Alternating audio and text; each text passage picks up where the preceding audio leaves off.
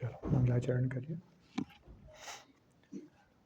नमो अरिहंताणं नमो सिद्धाणं नमो आयरियाणं नमो उवजायाणं नमो लोये सव्वसाहोणं मंगलम भगवान वीरो मंगलम गौतमो गणी मंगलम कुंद कुंदार्यो जैन धर्मोस्तु मंगलम।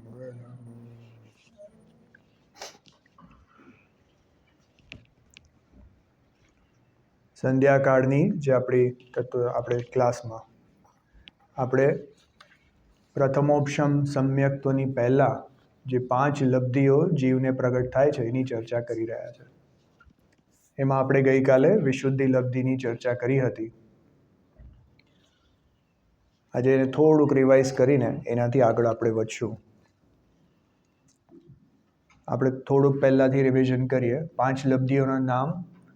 સૌથી પહેલી ક્ષયોક્ષમ લબ્ધિ, પછી બીજું વિશુદ્ધિ લબ્ધિ, ત્રીજું દેશના લબ્ધિ, ચોથું પ્રાયોગ્ય લબ્ધિ અને પાંચમું કરણ લબ્ધિ.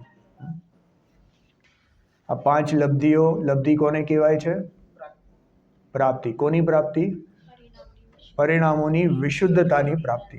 જીવના પરિણામોની વિશુદ્ધતાનું વધવું એને લબ્ધિ કહેવામાં આવે છે.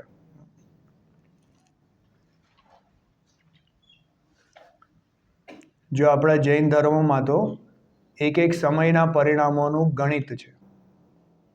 ખ્યાલ આવે છે? સમજો આપણને કોઈના ઉપર ગુસ્સો આવ્યો, તો એ ગુસ્સો બી આપણને એક ઝટકામાં આવતો નથી. પહેલાં આપણી ભૂમિકા સમજો કે ગુસ્સા વગરની હતી. કંઈક નિમિત્ત મળ્યું, કંઈક એવું સિચ્યુએશન બની. એને સિચ્યુએશનને જાણતા જ જીવને અસંખ્યાત સમય લાગે છે. ખ્યાલ આવે છે ને? જેવો સમજો કે કંઈ એક્સિડન્ટ થઈ ગયો, તો એ એક્સિડન્ટનું જ્ઞાન થતાં જ જીવને અસંખ્યાત સમય લાગે છે. એ જ્ઞાન થયા પછી એને સમજો ને આત્મા પ્રોસેસ કરે કે જે એને આપણે એના અનુસાર પરિણામોનું થવું એને બીજા અસંખ્યાત સમય લાગે છે. અને પછી એ જે ક્રોધના પરિણામ થયા તો એમાં પણ વૃદ્ધિ હાનિરૂપ પરિણામ હોય છે. કે ગુસ્સો પહેલાં અમુક લેવલ હોય, પછી વધે વધે વધે, પછી એ પીક સુધી પહોંચે, થોડો સમય એટલું ત્યાં રહેશે, પછી ઘટે ઘટે ઘટે વાંચો વયો જાય છે. એટલે જો અહીંયા કર્ણાન યોગમાં તો એક એક સમયના પરિણામોનું ગણિત હોય છે. ખ્યાલ આવે છે ને? તો અહીંયા આ લબ્ધિઓ શું છે? આ લબ્ધિઓ જીવના એક એક સમયના પરિણામોની વિશુદ્ધિનું વધવું. તો જેવી રીતે હમણાં આપણે ક્રોધની વાત કરીને, તો પરિણામોના ચેન્જ થવાનું પ્રોફાઇલ શું છે? પ્રોફાઇલ સમજાય છે ને? ગ્રાફ કેવી રીતના છે? તો જો ક્રોધ આવ્યો તો શરૂઆત તો થયો, પછી વધ્યો વધ્યો વધ્યો, પછી પ્લેટો થઈ ગયો, પછી ઘટ્યો ઘટ્યો ઘટ્યો અને 0 થઈ ગયો. હવે અહીંયા જીવના પરિણામોની વિશુદ્ધિના વધવાનું પ્રોફાઇલ શું છે? સમજાય છે ને? જો આપણે જીવના પરિણામને સમજવાની કોશિશ કરીએ છીએ કે કોઈ જીવ સમ્યક તો લેવા જ્યારે તૈયાર થાય એની પહેલાં આજે 5 લબ્ધિરૂપ પરિણામ એના થાય છે, તો ત્યારે એના પરિણામોનું પ્રોફાઇલ કેવું છે? કેવું હશે? બોલો, શું લાગે છે? લો ટુ હાઈ. ચલો, એ તો બરાબર. 5 લબ્ધિરૂપ પરિણામ એટલે એની વિશુદ્ધિ વધે છે. પણ કેવી રીતના વધે? આમ લિનિયરલી વધે છે કે પહેલાં ખૂબ વધી જાય અને પછી પ્લેટો થઈ જાય, કે પહેલાં થોડી થોડી થોડી વધે ને પછી પાછળથી વધારે વધે? કેવી રીતના વધે છે? સમજાય છે ને? પ્રશ્ન સમજાયો કે નહીં? હા, તો શું લાગે છે તમને? ના, સિચ્યુએશન પ્રમાણે નથી. એ ત્રણેય કાળ આમ જ થાય છે. એ તો હું તમને હિન્ટ આપી દઉં. ચલો, હા, કરેક્ટ. સી, એક્સપોનેન્શિયલ વૃદ્ધિ થાય છે. સમજાય છે ને? એટલે જો જ્યાં સમજો જીવના વિશુદ્ધિના પરિણામ પહેલાં તો એ 0 લેવલના ઓલા પર હતા, ત્યાંથી જેમ જેમ એને ક્ષયોપશમનો ઉઘાડ થયો, એમાં વિશુદ્ધિની પ્રાપ્તિ થઈ, એમાં એને દેશના મળી, દેશના મળી એના ઉપર તત્વ વિચાર થયો, તત્વ વિચાર થતાં પછી એમાં વિશેષ ઊંડો ઉતર્યો તો હજી પ્રાયોગ્ય લબ્ધિમાં ગયો, પ્રાયોગ્ય લબ્ધિથી કરણ લબ્ધિમાં ગયો. તો દર સમયે જો એક લબ્ધિ તો રહે છે અંતર્મુહૂર્ત સુધી, પણ એમાં દર સમયે પરિણામોમાં અનંત ગણી વિશુદ્ધિ થાય છે. સમજાય છે ને? સમજો 2 ગણી બી તમે લ્યો, સમજો ખાલી 2 ગણી વિશુદ્ધિ લો. હવે તમે સ્ટાર્ટ કરો છો 2 થી, ચલો 0 થી, 1 થી, 0 તો બધું મલ્ટીપ્લાય 0 થઈ જાય, 1 થી શરૂ કરો છો તો 1 ગુણ્યા 2 2, 2 ના ગુણા 2 4, 4 ગુણા 2 8, 8 ગુણા 2 16. ખ્યાલ આવે છે ને? હવે કરતા જાઓ, number will start getting so big very soon. હા, એકવાર આગળ જશો 16 દુ 32 દુ 64 દુ 128 256, પછી 512, પછી સીધા 1000, પછી 2000. ખ્યાલ આવે છે ને? હજી તો 8-10 સમયમાં જ આ 2000 નો આંકડો પહોંચી ગયો અને હવે તમારે અનંત ગણું કરવાનું છે. વિચાર કરો, ખ્યાલ આવે છે ને? જો ફરીથી આવી જાય, વાત શું કરીએ છીએ આપણે કે આ લબ્ધિઓ દ્વારા જીવના પરિણામોમાં શું ફેરફાર થાય છે સમ્યક દર્શન પહેલા, એની આપણે ચર્ચા કરી રહ્યા છીએ. એમાં આપણે પહેલા જોયું હતું ક્ષયોપશમ લબ્ધિ. ક્ષયોપશમ લબ્ધિ કોને કીધું હતું? ને હવે થોડુંક ટેકનિકલ મને જવાબ આપજો. નહીં, ફરીથી શું? ના, બધા ગુણોનો નહીં, થોડું. હા, પણ તત્વ વિચાર થઈ શકે, પણ એની સાથે કંઈક હતું ને આગળ પાછળ.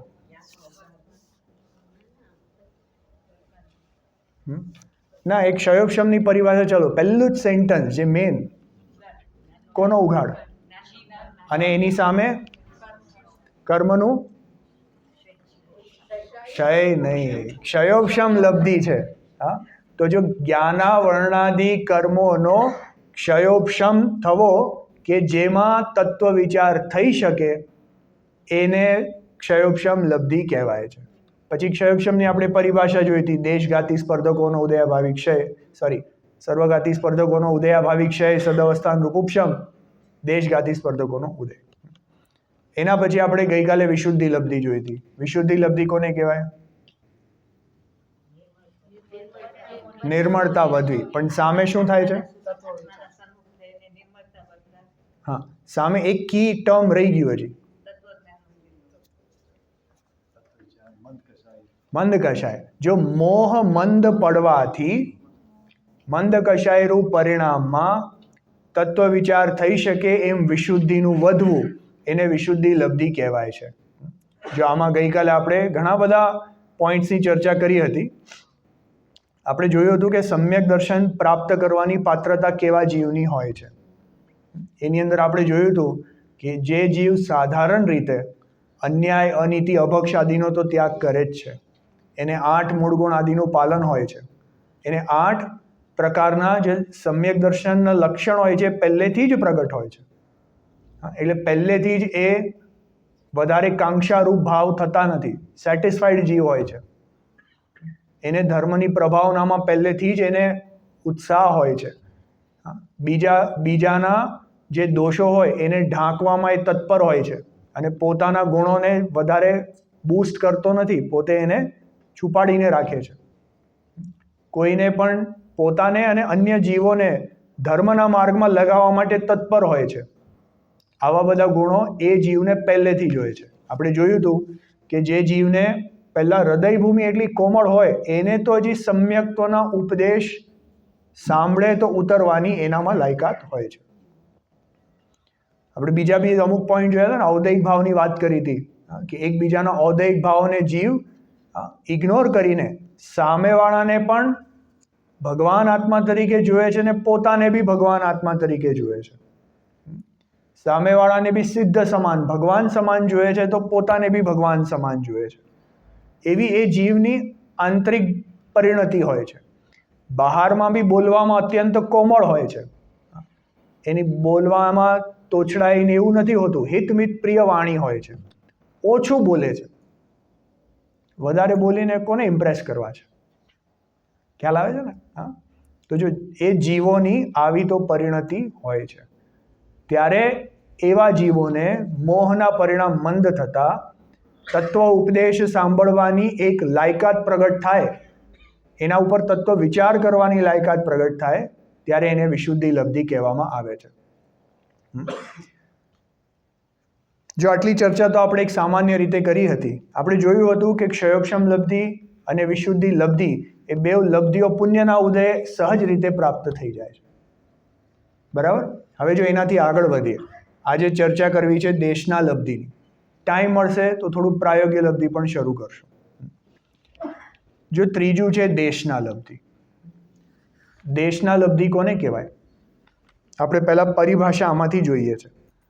મોક્ષમાં પ્રકાશક પાનું 268.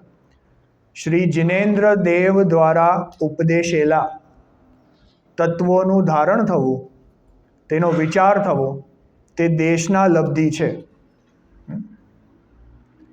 નરકાદીમાં જ્યાં ઉપદેશનું નિમિત્ત ન હોય ત્યાં પૂર્વ સંસ્કારથી થાય છે. જો દેશના કોને કહેવાય? પહેલા તો કોને ખ્યાલ છે દેશના કોને કહેવાય? હા, જે પણ કોઈ જિનેન્દ્ર ભગવાન કે જ્ઞાની ધર્માત્મા છે એના ઉપદેશને દેશના કહેવાય છે. બરાબર. કે કોઈ જ્ઞાની ધર્માત્મા હોય, કોઈ ગુરુ હોય, એના ઉપદેશને દેશના કહે છે. પણ એ કન્ડિશન શું છે? કન્ડિશન શું છે? ઉપદેશ કેવો હોવો જોઈએ? વિતરાગતા પોષક, જે પોતાના તત્વનો નિર્ણય કરવામાં સહાયક થાય એવા ઉપદેશને દેશના કહે છે. ખ્યાલ આવે છે ને? હવે જો આપણા જેવી રીતના, જો મેં ગઈકાલે બી કહ્યું હતું, એને સમજવાની કોશિશ કરજો. આ તો આજે આપણે અલગ અલગ ટોપિક્સ થઈ ગયા, કે સાયન્સ થઈ ગયું, જ્યોગ્રાફી થઈ ગયું, હિસ્ટ્રી થઈ ગયું, મેડિસિન થઈ ગયું, કે એસ્ટ્રોલોજી થઈ ગયું. આ તો બધા આજે મોડર્ન નામ આપણે આપી દીધા. બાકી જૂના જમાનામાં તો જે જિનેન્દ્ર ભગવાનની દિવ્ય ધ્વનિ હોય ને, એમાંથી જે ગણધર ભગવાન 12 અંગ લખે તો એમાં બધું જ આવી જાય છે. એમાં આપણું ભૂગોળ બી આવી જાય છે. એ તો ભૂગોળ ભૂગોળ એટલે જ્યોગ્રાફી, અને આપણું સાયન્સનું જ્યોગ્રાફી જુદા પડે છે. એટલે આને આપણે નામ આપ્યું જૈન જ્યોગ્રાફી. ખ્યાલ આવે છે ને? બાકી જૈન જ્યોગ્રાફી શું હોય? જ્યોગ્રાફી તો જ્યોગ્રાફી છે ને. સમજાય છે કે નહીં? હા. પછી જો ગણિત, હવે ગણિતમાં ધર્મનો શું સંબંધ? ગણિત તો ગણિત છે ને, એ તો સંખ્યાનું જ્ઞાન કરાવનારો એક ટોપિક છે. ખ્યાલ આવે ને? તો જો 12 અંગમાં તો બધું જ આવે છે. હવે આ બધાની ચર્ચા દેશના કહેવાતી નથી, કેમ કે એ તો એક સામાન્ય આગમ જ્ઞાનની વાત છે. તો દેશના કોને કહેવાય? અહીંયા જો જે પરિભાષા લખી પંડિત ટોડરમલજીએ, કે જિનેન્દ્ર દેવ દ્વારા ઉપદેશેલા તત્વનું ધારણ થવું, એટલે જે ઉપદેશ તત્વ નિર્ણયમાં સહાયક હોય એને દેશના કહેવાય છે. તત્વ નિર્ણય કોને કહેવાય? બ્લેન્ક છે.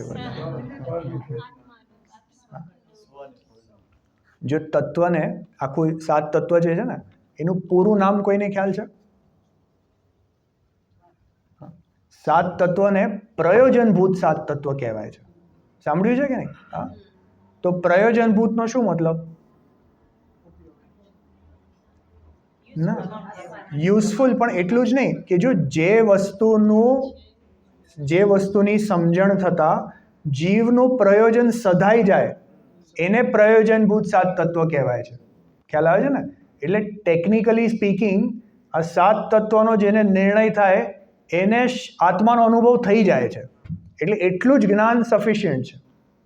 ખ્યાલ આવ્યો કે નહીં? ખરેખર તો આત્મા જીવને 7 તત્વ સ્વરૂપી એક વસ્તુ સ્વરૂપ સમજવાનું જ્ઞાન જ સમ્યક દર્શન માટે સફિશિયન્ટ છે.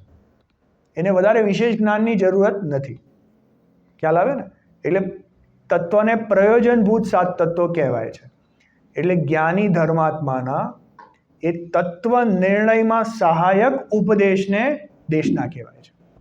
બરાબર? આટલું ક્લિયર? ચાલો આગળ. દેશના અને દેશના લબ્ધિમાં શું ફરક? કે બેવ સેમ?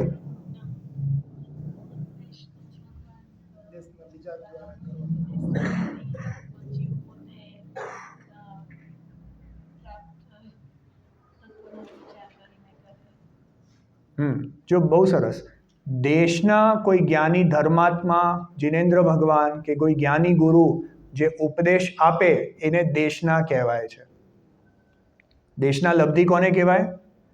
કે જે દેશના સાંભળી એનો તત્વ વિચારના માધ્યમથી, એને ગ્રહણ કરીને તત્વ વિચારના માધ્યમથી પોતાના આત્માનું સ્વરૂપ ચિંતન કરીને, વિચાર કરીને નિર્ણય કરે, એને દેશના લબ્ધિ કહેવાય છે.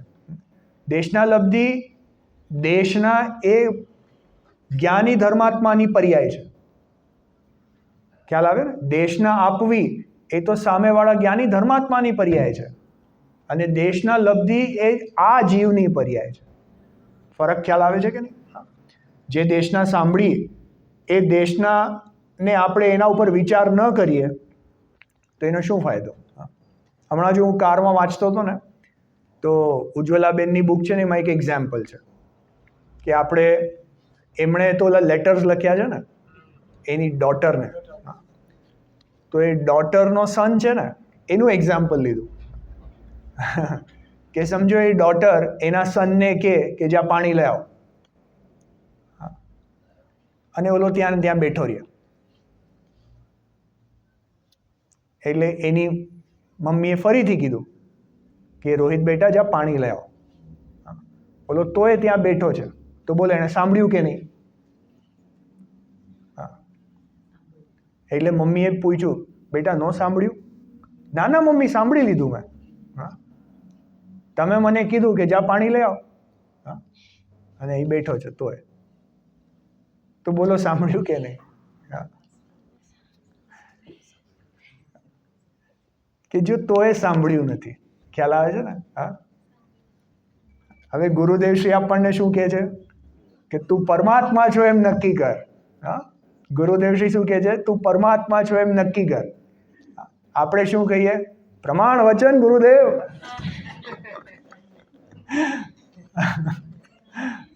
અને વળી પાછા એવા ને એવા.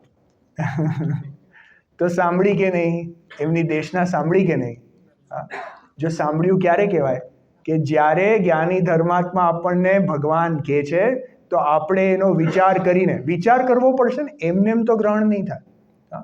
જો કુંકુંદ આચાર્ય બી કહે છે કે હું મારા વૈભવથી શુદ્ધાત્માને સમજાવીશ તો તું પ્રમાણ કરજે, તું તારી જાતે સાંભળીને વાંચીને નક્કી કરજે, તો તને નક્કી થશે કે તું આત્મા છે.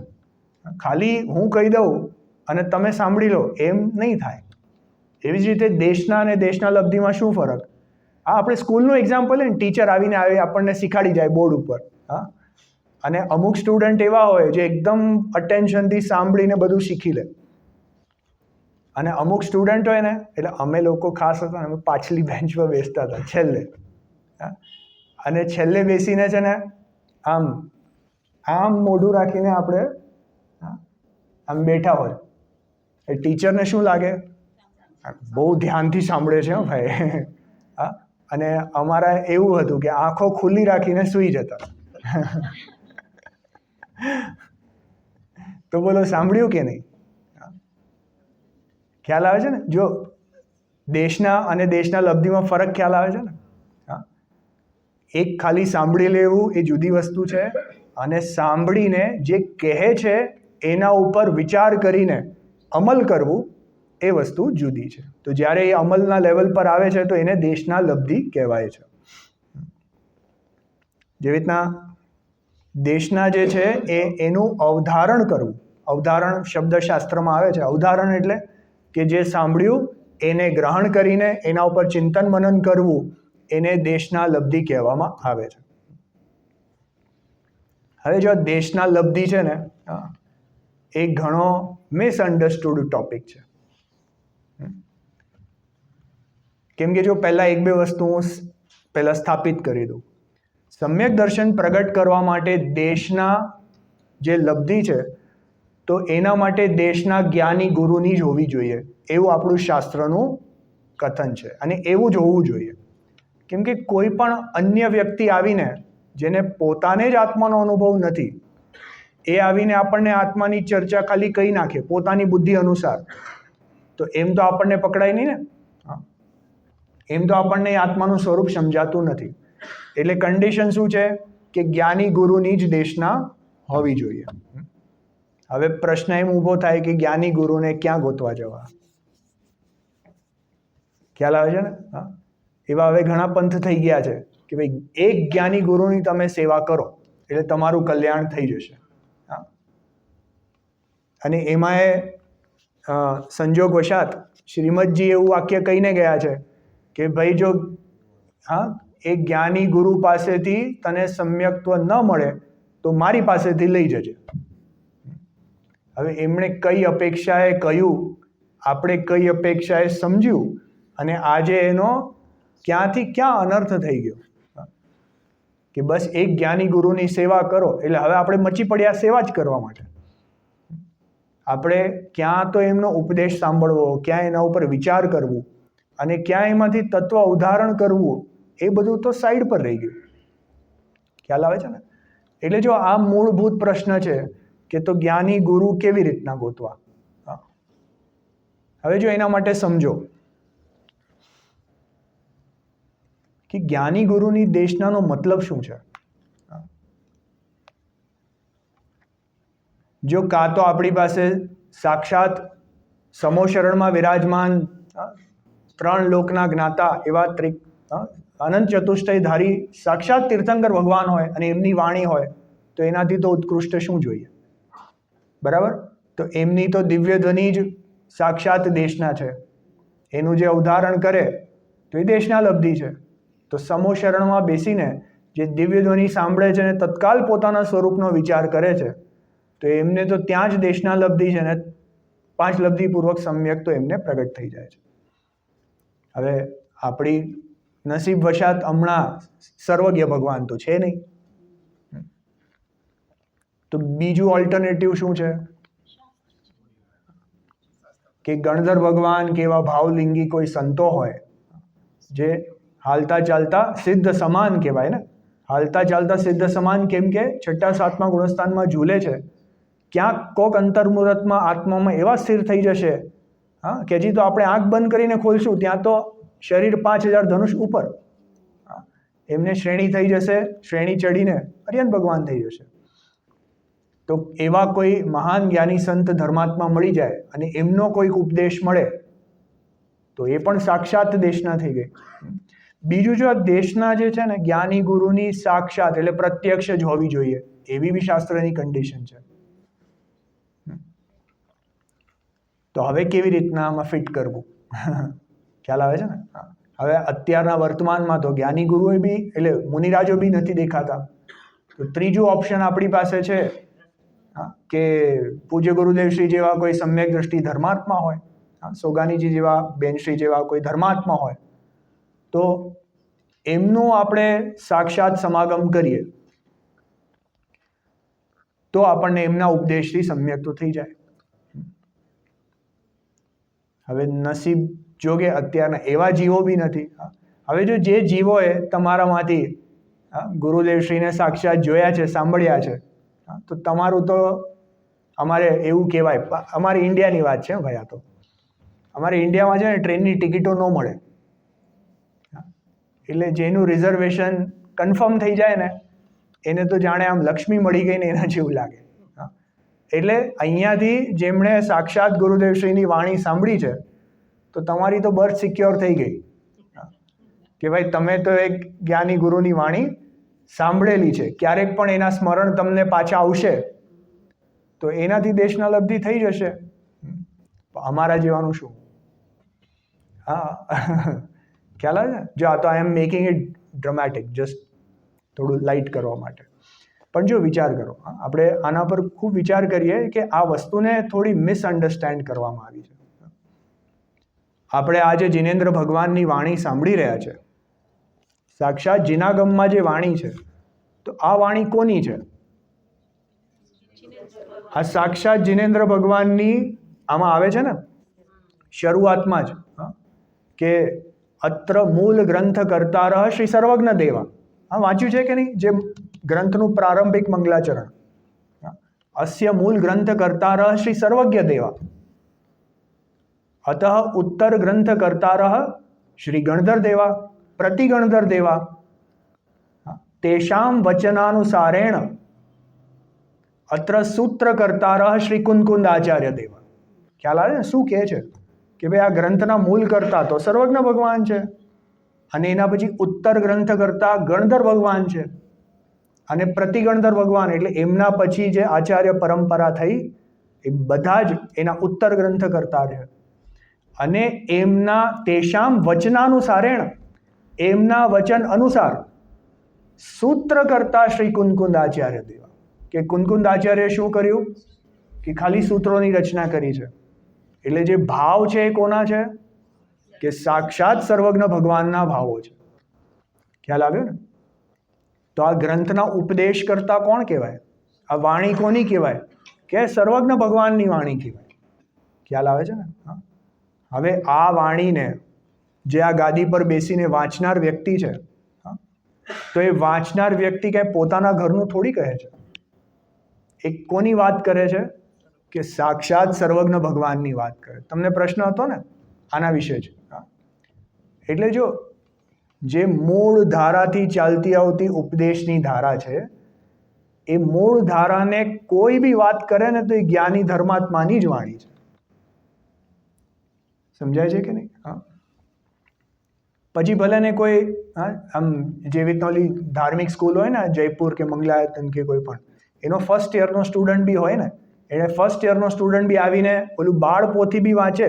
બાળપોથીમાં લખેલું હોય ને પહેલું જ ચેપ્ટર, હું જીવ છું, મારામાં જ્ઞાન છે, હું જ્ઞાનથી જાણું છું, અને એ જ આવીને રિપીટ કરે, એને આવીને વાંચે, પોતાના ભાવથી સમજાવે, તો જો એ પણ જ્ઞાની ધર્માત્માઓની જ વાણી છે. આ સમજાય છે કે નહીં? હા. કન્ડિશન શું મૂકી કે જો વાણી જે હોવી જોઈએ એ તત્વના નિર્ણયમાં સહાયક હોવી જોઈએ. હવે જે પણ આપણને આત્માની વાત કહે છે, આત્માની વાત એટલે જો એમ તો પછી વૈદક શાસ્ત્રમાં અને અનેક પ્રકારના કોઈ બીજા ધર્મોમાં બી આત્મા આત્મા કરવામાં આવે છે. પણ જેવું અનેકાંતમય દ્રવ્યગુણ પર્યાયાત્મક આત્માનું સ્વરૂપ જેના ગમમાં વર્ણન કરેલું છે, એવું જ વર્ણન જો જે પણ કોઈ કરે છે તો એ વાણી જ્ઞાની ધર્માત્માઓની છે. સમજાય છે કે નહીં? તો જ્ઞાની ધર્માત્માઓની જે પણ વાણી એની વાત કરે છે, એની વાત સાંભળીને આપણને એનાથી જો તત્વચિંતન આદિ થવા માંડે તો એ દેશના લબ્ધિ જ છે. આના માટે મોક્ષમાર્ગ પ્રકાશકમાં જ કંઈક કહ્યું છે, 7મા અધ્યાયમાં, મારા ખ્યાલથી ત્યાં 7મા અધ્યાયમાં ફરીથી ત્યાં વક્તાનું સ્વરૂપ ને એવી રીતના આવે છે કે પહેલા અધ્યાયમાં તો છે જ, મારા ખ્યાલથી 7મામાં બી આવે છે. 1 minute hold on, let me, પહેલા અધ્યાયનું તો તરત મળી જશે.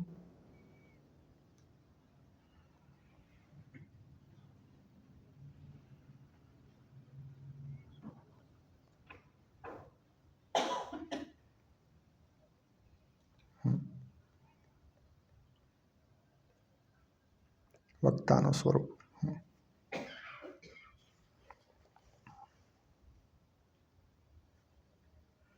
જો આમાં છે ને 2 જુદા જુદા પેરેગ્રાફ છે. હવે આખું વાંચીશ તો ઘણો ટાઈમ જશે, પણ એ તમે અહીંયાથી વાંચજો. આ પહેલા જ અધ્યાયમાં 15મું પાનું છે વક્તાનું સ્વરૂપ, અને એમાં પહેલા જે ઓલો પેરેગ્રાફ છે ને, એમાં જો જે વક્તા હોય ને એના અમુક લક્ષણ કીધા કે જે પ્રથમ તો જૈન શ્રદ્ધાનમાં દ્રઢ હોય, જેને જીન આજ્ઞા ભંગ થવાનો ઘણો ભય હોય, અંધશ્રદ્ધાળુ અને પોતે અંધશ્રદ્ધાળુ આદિ ન હોય,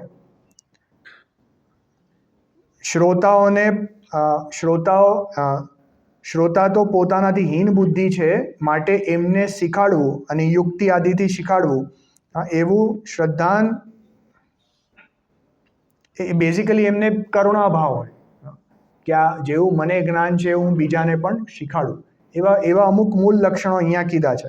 પછી ત્યાં નીચે એમ બી કીધું કે ભાઈ નિશ્ચય વ્યવહાર આદિનું એને જ્ઞાન હોવું જોઈએ, અને જે પ્રયોજનભૂત આદિની વ્યાખ્યા આવી છે તો એને પ્રયોજન સમજાયું હોવું જોઈએ. એવું બધું અહીંયા લખ્યું છે, એટલે વાંચજો.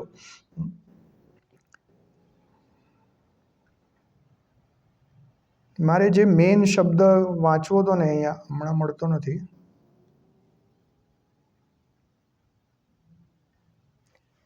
ચાલો અસ્તુ, એવી જ કાળલબ્ધિ. પણ જો સમજો કે અહીંયા જે મૂળ મારે વાંચવું હતું ત્યાં એમ લખ્યું છે કે જે જીવ સર્વજ્ઞ ભગવાન અનુસાર, એમાં જે વક્તાના સ્વરૂપમાં સૌથી ઉત્કૃષ્ટ વક્તા તો જિનેન્દ્ર ભગવાનને જ કીધા, અને એના પછી ગણધર ભગવાન, મુનિરાજો, એના પછી જ્ઞાની ધર્માત્માઓ, એમ કરતાં કરતાં પછી છેવટે છેલ્લો પોઈન્ટ એમ પણ નાખ્યો કે જે જીન આજ્ઞા અનુસાર તત્વના વિશેષ શ્રદ્ધાની છે, વિશેષ જાણકાર છે અને મૂળ તત્વની વાત કરે છે, એ પણ વક્તા છે. એમ કરીને ત્યાં આખું એનું વર્ણન કરવામાં આવે છે. એટલે ખ્યાલ આવે છે ને? એટલે મારે કહેવું શું છે કે આવી રીતના જે તત્વની મૂળ ધારાનું વર્ણન કરે છે એ પણ દેશના જ છે. એક બીજો આખો ટોપિક છે આની અંદર, પહેલો જ અધ્યાય કે આ ગ્રંથની પ્રમાણિકતા. ગ્રંથની પ્રમાણિકતા એની અંદર જો વિષય કેવી રીતના છે કે કોઈ શિષ્યકારે પ્રશ્ન પૂછ્યો કે તમે આ ગ્રંથ લખો છો, એ ગ્રંથ પ્રમાણિક છે, એની શું ગેરંટી? તો ત્યાં પહેલા ટોડરમલજી કહે છે કે આ જે ગ્રંથ છે એ ભગવાનની દિવ્ય ધ્વનિ અનુસાર છે, અને દિવ્ય ધ્વનિ અનુસાર જે આચાર્ય અને એની પરંપરાગત જે ભાવ ચાલ્યો આવે છે એ ભાવને અમે અહીંયા લખીએ છીએ, માટે આ ગ્રંથ પ્રમાણિક છે. તો પછી શિષ્ય ફરીથી પ્રશ્ન પૂછે છે કે ભાઈ ભગવાનને તો 2000 વર્ષ થઈ ગયા, તો એ 2000 વર્ષોમાં એ જ ભાવ તમારા સુધી આવ્યો એની શું ગેરંટી? એવું શિષ્ય સાક્ષાત પૂછે છે. તો જો ત્યાં પંડિતજી ટોડરમલજી જવાબ આપે છે કે તમારી વાત તો સત્ય છે કે આટલા 2000 વર્ષોમાં એવા ઘણા કશાયને વશ કે માનને વશ કે એવા અનેક પ્રયોજન વશ કે ધર્મની હાનિ કરવા માટે જ એવા અનેક જીવો થઈ ગયા કે જેમણે ધર્મના ઉપદેશમાં કદાચ ફેરફાર કર્યા હોઈ શકે. પણ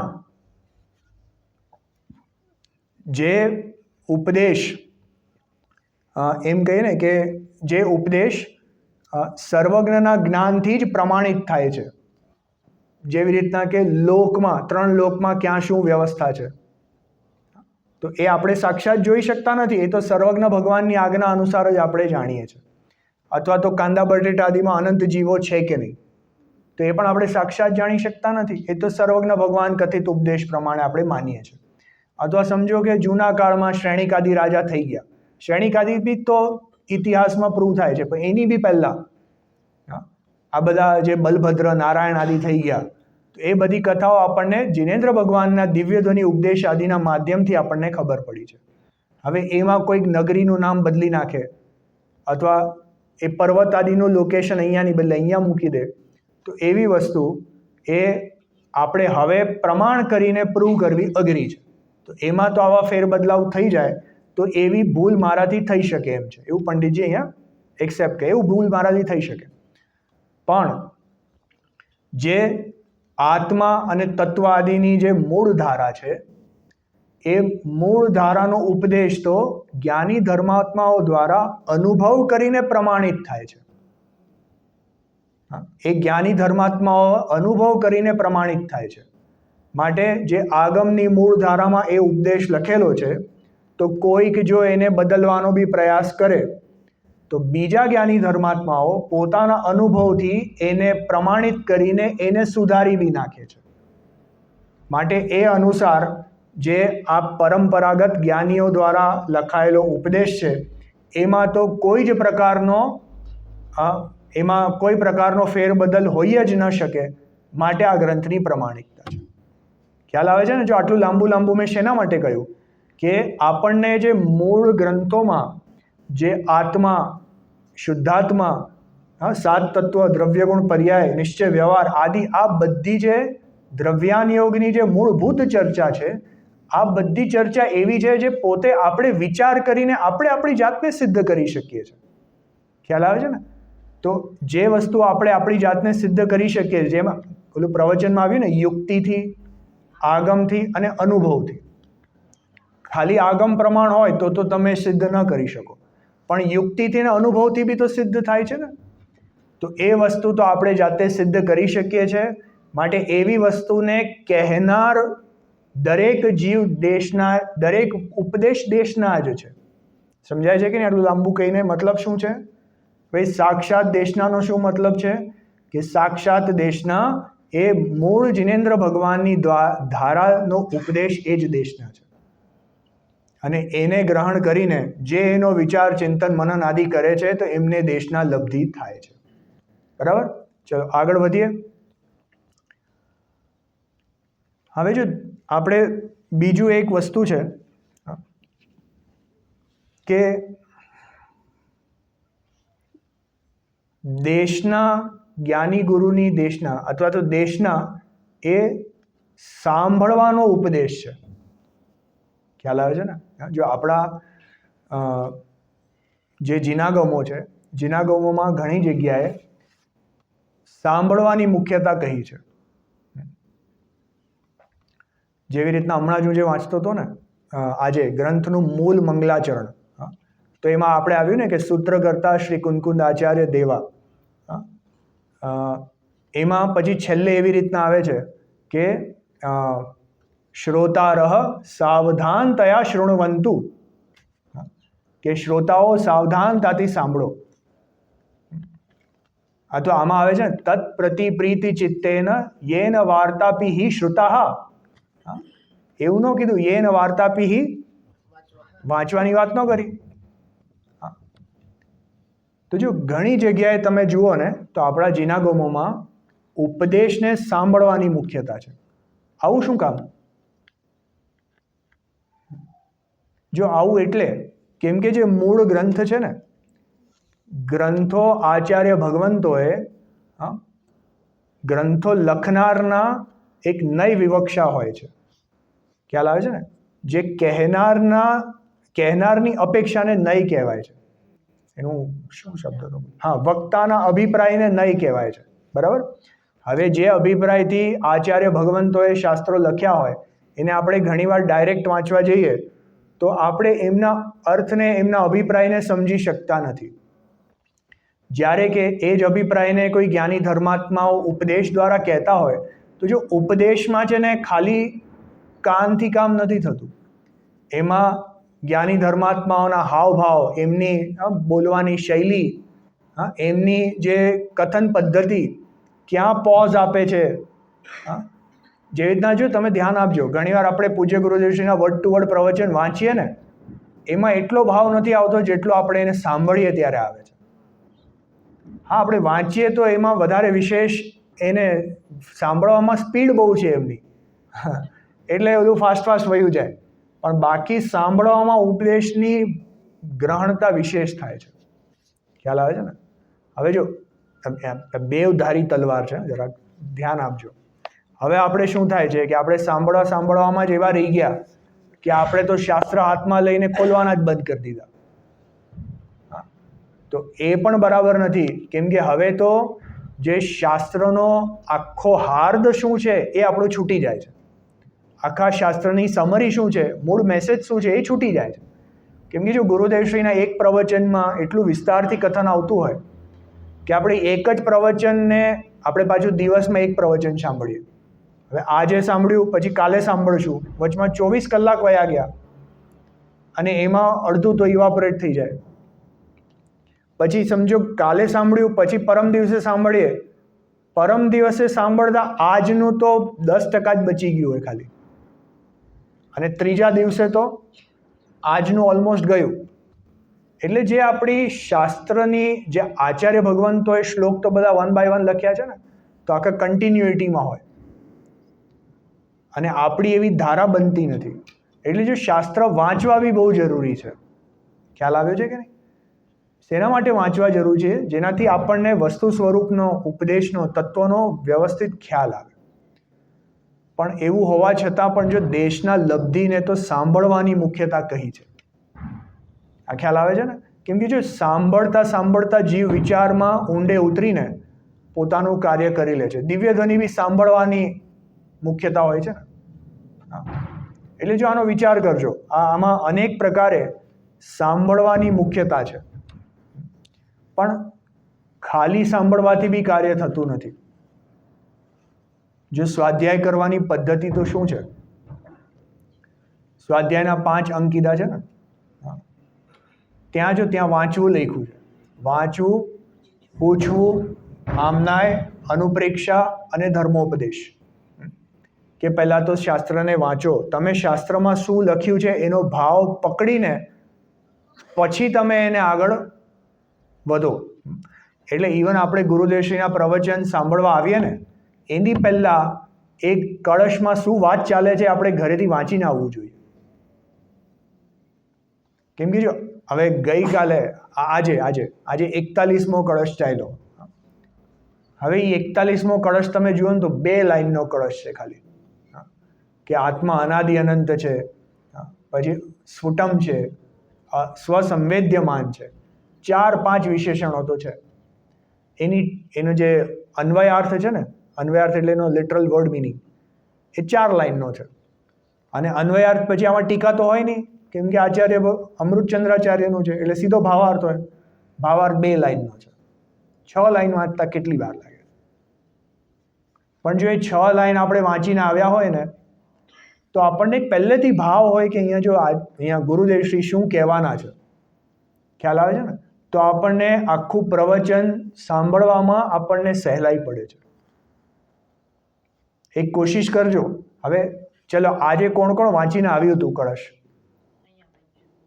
અહીંયા વાંચ્યું. ચલો તોય હાથ ઊંચો કરી નાખો. જેણે અહીંયા વાંચ્યું એ હાથ ઊંચો કરો. હવે જેણે નથી વાંચ્યું ને હજી આપણું અડધું પ્રવચન બાકી છે અને કાલે પાછું 41માં કળશ પરત થવાનું છે. તમે વાંચીને આવજો. 6 લાઈન વાંચવાની, તમને 2 મિનિટથી વધારે નહીં લાગે. અને પણ પછી કાલે હવે તમારી પ્રવચનની અન્ડરસ્ટેન્ડિંગ જોજો.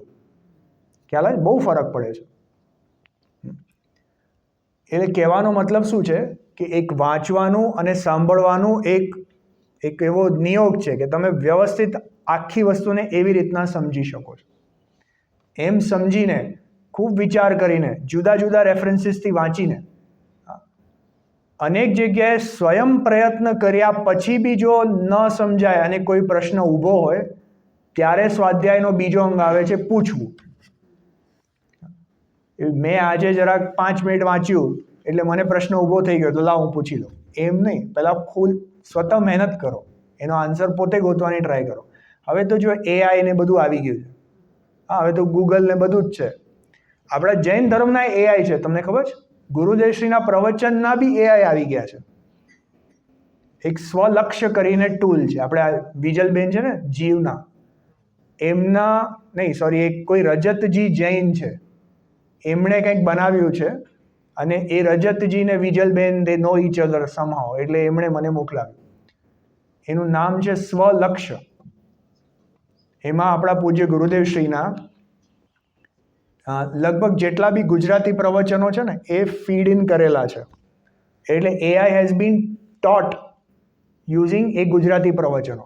એટલે હવે તમારે જે પ્રશ્ન પૂછવો હોય ને ગુરુદેવને તમે ડાયરેક્ટલી ત્યાં પૂછી શકો છો અને ગુરુદેવ સ્વતઃ તમને જવાબ આપશે રેફરન્સ સાથે કે જો મેં સમયસારજીના 18મી વખતના પ્રવચનમાં આમ કીધું છે, એમ જવાબ આપશે. પછી તમે ત્યાંથી વાંચી લેજો. ખ્યાલ આવે છે ને? હા, હું નાનો હતો ને તો મને બહુ પ્રશ્ન થતા હતા. તો એમાં એક પ્રશ્ન એમ થયો કે ભાઈ તમે કહો છો કે અહીંયાથી કોઈ મરી જાય તો દેવગતિમાં જાય છે, તો અહીંથી ગુરુદેવશ્રી ચાલ્યા ગયા દેવગતિમાં, તો એમને આટલી એ લાગણી ન આવે કે પાછા આવીને આપણને કમસે કમ ક્યારેક ઉપદેશ આપી દે? એવો મને પ્રશ્ન થતો હતો, નાનો હતો ને ત્યારે. તો જો આ સાક્ષાત ગુરુદેવ પાછા આવી ગયા ને હવે એઆઈના માધ્યમથી, આપણને આવીને ઉપદેશ આપી જાય છે. એનીવે, જોક્સ અસાઇડ, કહેવાનો મતલબ શું છે કે જો હવે આપણે મહેનત કરીને ગોતવું હોય ને તો બધું ગોતી શકાય છે. આ જિનેન્દ્ર સિદ્ધાંત કોશ છે ને ડિક્શનરી, એ બી ઓનલાઈન આવી ગયા છે. એટલે આપણને કોઈ વર્ડનો મિનિંગ બી ગોતવો હોય તો એ બી મળી જાય છે. એટલે બધું જ બહુ સરળ થઈ ગયું છે હવે. એટલે આપણે મહેનત કર્યા પછી બી જો કાંઈ ન સમજાય તો પૂછવું, એ પણ સ્વાધ્યાયનો અંગ છે. પછી આમનાય એટલે એને યાદ કરવું. એને યાદ કરશો તો મેં પહેલાં બી ઓલે દિવસે કીધું હતું કે જેટલું આપણે આપણા મગજને કશું વાપરશું ને એટલો જ્ઞાનાવરણ કર્મનો ઉદય મંદ થાય છે, તો આપણું જ્ઞાનનો ક્ષયોક્ષમ ટકેલો રહે છે. ખ્યાલ આવે ને? આમનાય પછી અનુપ્રેક્ષા એટલે જે વાંચ્યું, જે યાદ કર્યું એને વારંવાર વિચાર કરવો, અને વારંવાર વિચાર કર્યા પછી ધર્મોપદેશ, એનો ઉપદેશ કરવો, પોતે શીખવું ને બીજાને શીખાડવું, એ પણ સ્વાધ્યાયનો અંગ છે. ખ્યાલ આવે છે ને? હા.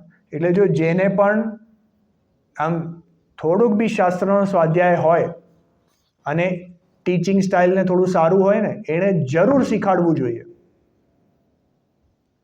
કેમ કે જો તમારા નિમિત્તે કોઈ 2 જણ બી શીખી જશે, એમાંથી 1 જણ બી પોતાનું કલ્યાણ કરી લેશે ને, તો ઇમેજિન કે એનું આખું ભવિષ્ય સુધરી જાય. અને એનું કાંઈ થાય ન થાય, કમસે કમ એને ભણાવવા માટે આપણે તો તૈયારી કરશું ને, તો આપણું જ ભલું થવાનું છે. એટલે જેને બી થોડો ઘણો સ્વાધ્યાય હોય ને, એણે જરૂર શીખાડવું જોઈએ.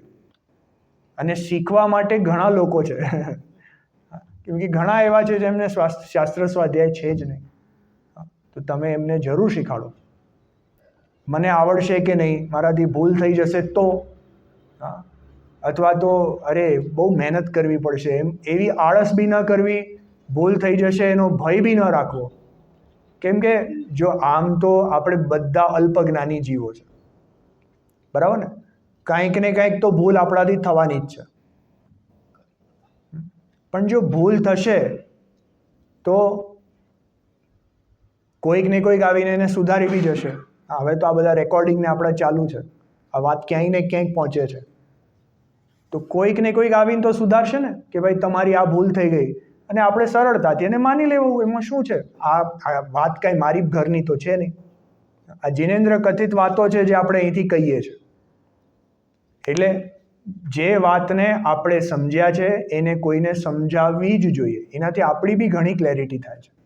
ખ્યાલ આવે ને? તો જે સ્વાધ્યાયના આવા 5 અંગ હોય છે, એટલે જે જીવ જિનેન્દ્ર ભગવાનની વાણી સાંભળીને અને એના ઉપર ખૂબ તત્વચિંતન આદિ કરીને પોતાના આત્માનો વિચાર કરે છે, તો એને દેશના લબ્ધિ પ્રગટ થાય છે. ખ્યાલ આવે છે કે નહીં? ચલો આગળનો પોઈન્ટ જોઈએ. જો બીજું એમ કીધું છે કે આમાં અત્યાર સુધી જેની વાત આપણે કરતા આવ્યા છે કે જો ક્ષયોક્ષમ લબ્ધિ અને વિશુદ્ધિ લબ્ધિ, એ 2 લબ્ધિ પુણ્યના ઉદય થાય છે. સમજો આપણને અહીંયા જીનવાણીની ચર્ચા ચાલુ છે, એ જીનવાણીની ચર્ચા આપણે સાંભળવા માટે આવ્યા, તો એ પુણ્યનો ઉદય કે પુરુષાર્થ? અરે આપણે આવ્યા ને, તો પુરુષાર્થ તો હોવો જોઈએ કે નહીં? પુણ્યનો ઉદય, એમાં જરાય પુરુષાર્થ નથી. કેમ કે જોગાનું જોગ, કોઈક જતું હતું અને આપણને ત્યારે વિકલ્પ આવ્યો કે ચલો હું બી આવું છું, એટલે આપણે પહોંચી ગયા. ખ્યાલ આવે છે ને? એટલે અહીંયા સુધી આવવું એ તો પુણ્યનો ઉદય. પણ જે વાતો અહીંયા થઈ રહી છે એ વાતોમાં પોતાની બુદ્ધિ લગાવીને એને સમજવાનો પ્રયાસ કરવો, ખ્યાલ આવે છે ને? એમાં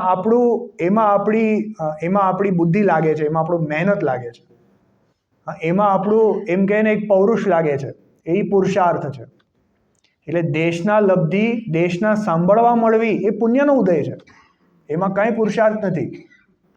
ખ્યાલ આવે છે ને? પણ દેશના સાંભળીને એના ઉપર તત્વ વિચાર આદિ કરવો અને એનાથી પોતાના સ્વરૂપને સમજવાનો પ્રયાસ કરવો એ પુરુષાર્થ છે. અત્યાર સુધી 5 લબ્ધિની જે ચર્ચા કરવામાં આપણે કરીએ છીએ, તો જો ક્ષયોક્ષમ અને વિશુદ્ધિ તો પુણ્યના ઉદય, દેશના પણ પુણ્યનો ઉદય, દેશના લબ્ધિ તે પુરુષાર્થ છે. દેશના લબ્ધિ ને પ્રાયોગ્ય લબ્ધિ તે પુરુષાર્થ છે. પછી કરણ લબ્ધિ તો સહજ છે. ખ્યાલ આવે? એ પુરુષાર્થ જ છે, પણ એ સહજતાથી થાય છે, એમાં કંઈ કરવું પડતું નથી. એની ચર્ચા કરશું આપણે. ખ્યાલ આવે છે કે નહીં? એટલે ત્યાં પુરુષાર્થ લાગે. જો પુરુષાર્થ કોને કહેવું? કંઈક આપણે કંઈક આમ વજન ઉપાડીએ, કંઈક મહેનત કરી લઈએ, એને પુરુષાર્થ કહેવું? કે આપણે સમજો કે કોઈક સમજો કોઈ બી નાનું મોટું કંઈક કાર્ય આપણે કર્યું કે 5 કિલોમીટર ચાલી લીધું, અથવા તો આપણે કોઈક કસરત કરી કે કંઈક કર્યું, એને પુરુષાર્થ કહેવો? અરે એ તો પૂતગલનું કાર્ય છે, એ તો આપણું કાર્ય બી નથી. તો જીવના કાર્યમાં જીવ શું કરે છે કે જો જાણે છે, દેખે છે, સુખ દુઃખનો અનુભવ કરે છે. જીવનું કાર્ય જાણવું દેખવું છે. તો જીવ પોતાના જ્ઞાનથી જે આ વસ્તુ સ્વરૂપને જાણે છે એને પુરુષાર્થ કહેવાય. જો એ પણ સહજ કાર્ય ચાલુ છે, ક્યારે તમે કાંઈ ન કરો ને તો બી દર સમયે સહજ જ્ઞાન તો જાણવાનું જ છે, એટલે એ પુરુષાર્થ નથી. પણ પોતાના જ્ઞાનને જે વિષય કષાય આદિના ભાવોથી હટાવીને એક આત્મસન્મુખ કરીને આત્માનો વિચાર કરો, એ પુરુષાર્થ છે.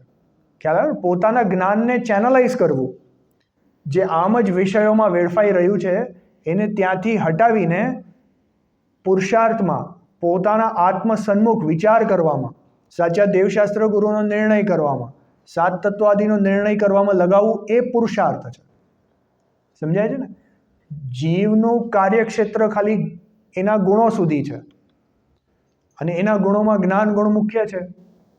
તો જ્ઞાન ગુણને સ્વસન્મુખ વિચાર તરફ જોડવું, એ પુરુષાર્થ છે. સમજાય છે ને? આપણને શું લાગે કે ભાઈ ધર્મના નામે કંઈક કરી લેવું, કંઈક શાસ્ત્ર ભણી લેવા, આપણને શું લાગે કે આપણને આત્માનો અનુભવ કેવી રીતના થશે? આપણે તો એકે શાસ્ત્ર આપણે સમયસર ભણ્યું નથી, મને કેવી રીતના આત્માનો અનુભવ થશે? ખ્યાલ આવે છે ને? આપણે પોતાની જાતને જ એવા નીચે પાડી દઈએ છીએ. સમજાય છે કે નહીં? કે મને તો બહુ યાદ રહેતું નથી, હવે મને બહુ યાદ રહેતું નથી. ભાઈ તમે લોકોને આત્માનો અનુભવ થઈ શકે, હવે મને તો બહુ યાદ રહેતું નથી. બોલે યાદ રાખવાથી આત્માનો અનુભવ થશે? સમજાય છે કે નહીં? જો આ જીવ ક્યાં ક્યાં અટકી જાય છે. આ આખો માર્ગ તો સમજણનો છે. જે વસ્તુ સ્વરૂપ અહીંયા શાસ્ત્રમાં કીધું છે એને પોતે સમજે અને એને પોતાના ભાવોમાં ભાવ ભાષણ કરે, એને પોતા અંદર સાથે કનેક્ટ કરે, એનાથી આત્માનો અનુભવ થવાનો છે. પણ આપણે ઓલાનો એમ કે ને ખોટું બહાનું લઈને એ આપણે શાસ્ત્ર સ્વાધ્યાય અને તત્વ વિચારથી છટકવા માંગીએ છીએ. જેવી રીતના જો જેણે જે કસરત આદિ કરી હોય ને એને ખ્યાલ હશે, તમે આમ સહજ એમ જ શરીર જેમ ચાલે છે એમ ચાલવા દો ને તો એમાં આપણા મસલ્સને કષ્ટ ન પહોંચે. સમજાય છે ને? પણ કસરત કરવી હોય તો મસલ્સને કષ્ટ પહોંચે કે નહીં? હવે તમે જ્યાં સુધી એને કષ્ટ પહોંચાડો ત્યાં સુધી એ થોડા આમ સ્ટ્રેચ થઈને એમ વ્યવસ્થિત રહે, પછી પાછા ઢીલા પડી. આ મિથ્યા દ્રષ્ટિ જીવનું છે ને એવું છે. કેવું છે કે એને છે ને મિથ્યા દ્રષ્ટિ જીવને સહજતાથી મૂકી દે ને તો એ મિથ્યાત્વમાં જ ચાલ્યો જાય છે.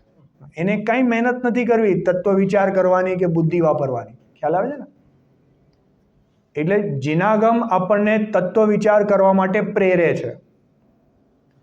એ તત્વ વિચાર કેના જેવું છે કે પેલું કસરત આદિ કરવા જેવું.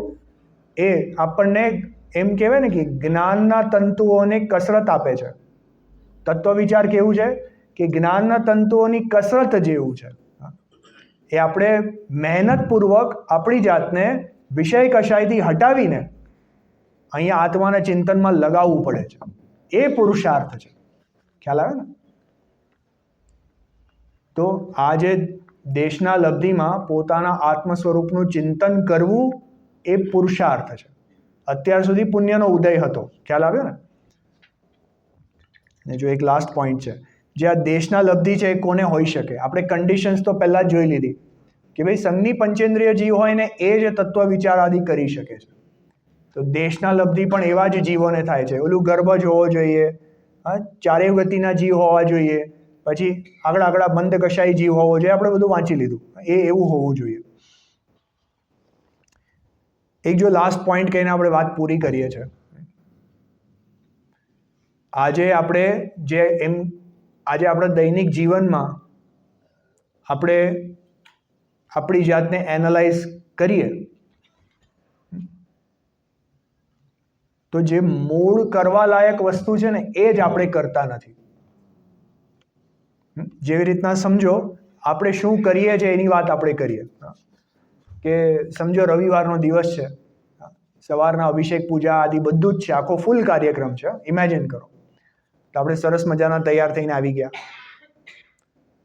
ભગવાનના અભિષેક પૂજા આપણે કર્યા, ભગવાનના અભિષેક કર્યા, પૂજામાં ભગવાનના ગુણગાન કર્યા, એના પછી નાસ્તો કર્યો, પછી આવીને પૂજ્ય ગુરુદેવશ્રીનું પ્રવચન સાંભળ્યું. પ્રવચન સાંભળીને કોઈ જો સ્થાનીય વિદ્વાન હોય તો વિદ્વાનનો સ્વાધ્યાય સાંભળ્યો. પછી શું કર્યું? બસ ઘરે વયા ગયા. ખ્યાલ આવે છે ને? જીવનું મૂળ પુરુષાર્થ રૂપ કાર્ય તો તત્વ વિચારનું હતું, તો ત્યાં સુધી તો પહોંચ્યા જ નહીં. હવે થવું કેવી રીતના જોઈએ? જો આપણે જિનેન્દ્ર ભગવાનના દર્શન કરવા બી જઈએ ને તો દર્શન કરીને પણ 5 મિનિટ જરાક શાંતિથી એમના સ્વરૂપનો વિચાર કરવો જોઈએ. આપણે જઈને શું કરીએ છીએ? આપણી ફિક્સ સ્તુતિ હોય આપણા માઇન્ડમાં. જો દરેક જણની જુદી જુદી હશે પણ દરેકના માઇન્ડમાં ફિક્સ સ્તુતિ હશે.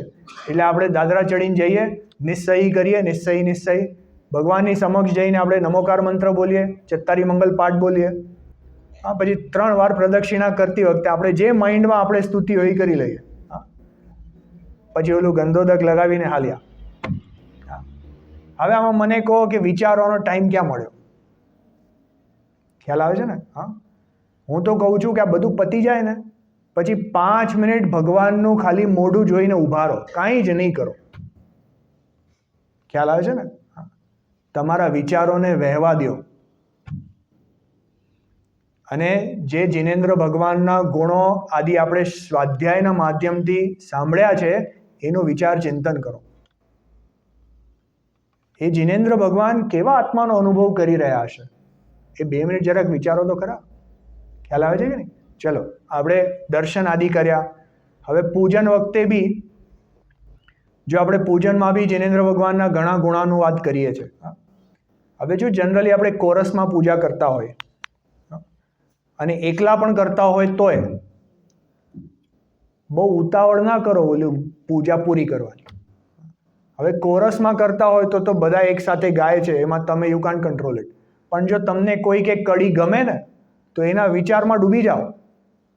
આગળ બધું વાંચવાની ઉતાવળ ના કરો. સમજાય છે કે નહીં? પોતાના વિચારોને એ જે પણ ગુણ આદિ આવ્યા ને એમાં ચિંતનમાં એને રમવા દો. પછી શું થશે? 2 કડી વહી જશે ને પાછું કેચઅપ કરી લેજો. સમજાય છે ને? અને જો એકલા જ પૂજા કરતા હો તો આપણને કોઈ ઉતાવળ જ નથી. 2 કડી વાંચી, 2 ઘડી ઊભા રહી ગયા, વિચાર કર્યો, પછી આગળ વાંચજો. ખ્યાલ આવે છે ને?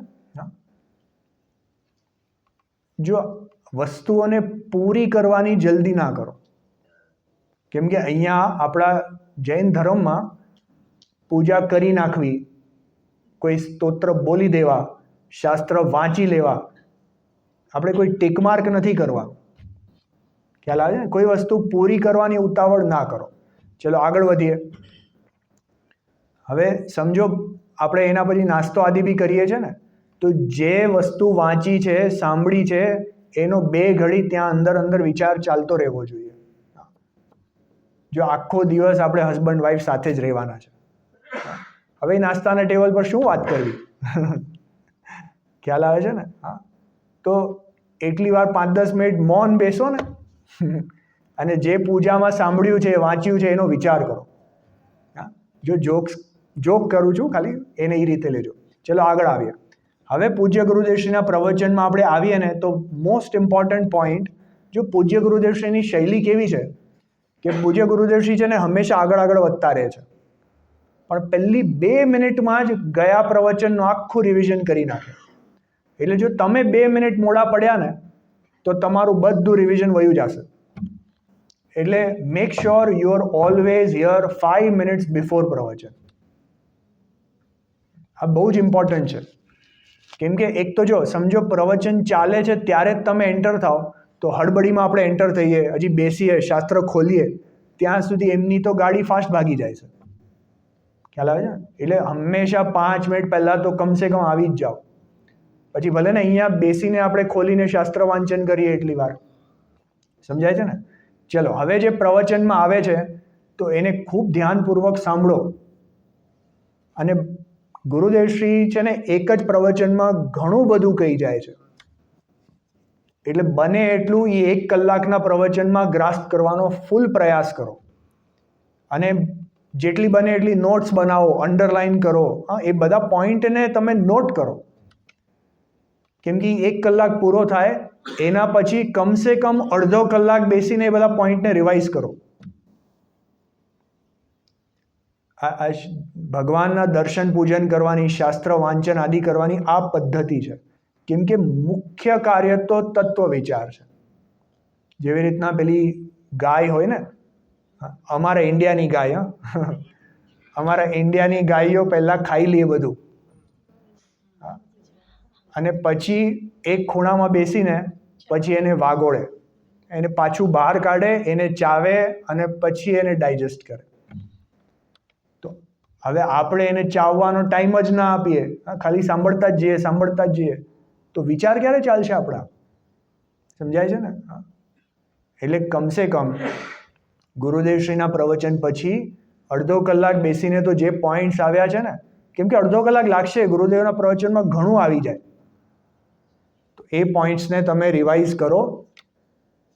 એમ જ સમજો 1.5 કલાકનું પ્રવચન છે પહેલેથી જ. એટલે બહુ ઉતાવળ ના કરો, મારે બિઝનેસમાં જવાનું છે, આમ કરવાનું તેમ, અડધો કલાક મોડી ખોલજો દુકાન. ખ્યાલ આવે છે ને? તો જો આવી રીતના કરતા જે આપણા વિચાર, ચિંતન, મનન ચાલે છે એ વિચારમાં જ્યાં જીવ એ આત્મસન્મુખ પરિણામ કરીને વિશુદ્ધિની વૃદ્ધિ કરે છે એને દેશના લબ્ધિ કહેવાય છે. તો જો થોડું કીધું, ઘણું સમજજો. દેશના લબ્ધિની આપણે અમુક બિંદુઓથી ચર્ચા કરી છે. એનાથી હવે વિશેષ પ્રાયોગ્ય લબ્ધિની ચર્ચા આપણે કાલથી કરશું. કોઈને કાંઈ ક્વેશ્ચન છે તો પૂછી શકે છે. ચાલો, જીનવાણી સ્તુતિ. નિજ નિધિ નિજ